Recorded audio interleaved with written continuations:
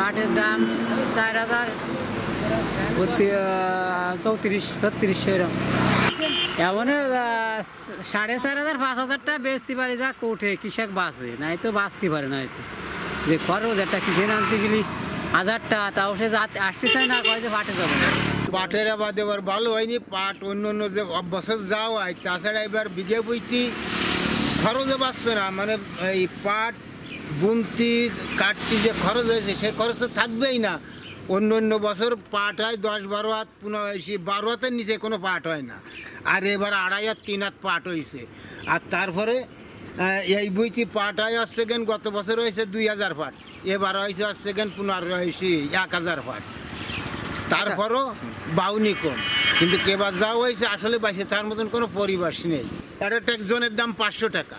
1 বিঘে বুঝ জন কাটা হয়েছে, পাট কাটতে লাগিয়েছে 12টা জন, ধতি লাগিয়েছে 6টা জন। এটি না বইলি তো আর পানির তলে দিতে পারতেছি না। তাহলে এই 18টা জনের দাম কত? আর তারপর তো চাষ, বেসন, সার, আর এই 8টা জনের দাম, এই তো থাকলো, এসব নিতেই হবে। নিয়ে টিয়ে মোটোই থাকবে না, আরও ঘাটতি পড়বে।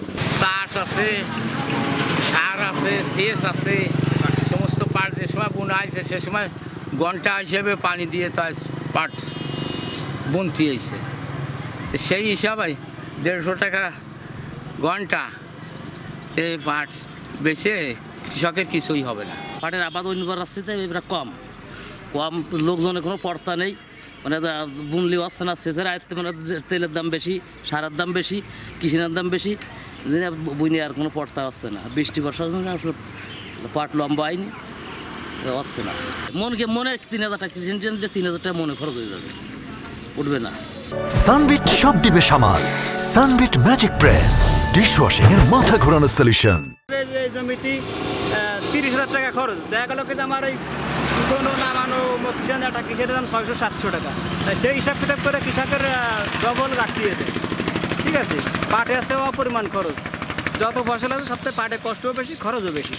কিন্তু পাট যদি ঠিকমতো হয় এবং উপর সরকারের থেকে যদি কিছু কৃষক ভর্তি পায়, তাহলে সেক্ষেত্রে দেখা গেলো কৃষকের একটু মানে সস্তায় হয়। বর্তমান মানে সংখ্যাগরিষ্ঠ তো পাট তো ভালো একটা উঠি না, সেই হিসেবে আর কি বাজারে আপাতত যে দাম দেখা যাচ্ছে, এতে তো আসলে কৃষকের মানে বাঁচে না। আপাতত 3,032 টাকা এরকম বিক্রি আছে। নড়াইল জেলা পাট চাষের জন্য উপযুক্ত অনেক জমি রয়েছে।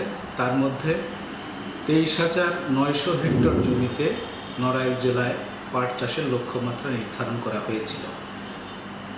কিন্তু এবছর বৃষ্টিপাত কিছুটা কম হওয়াতে পাট বপনের শুরুতেই বৃষ্টিপাত কম হওয়ার জন্য এবছর 23,498 হেক্টর জমিতে পাটের চাষ করা হয়েছে।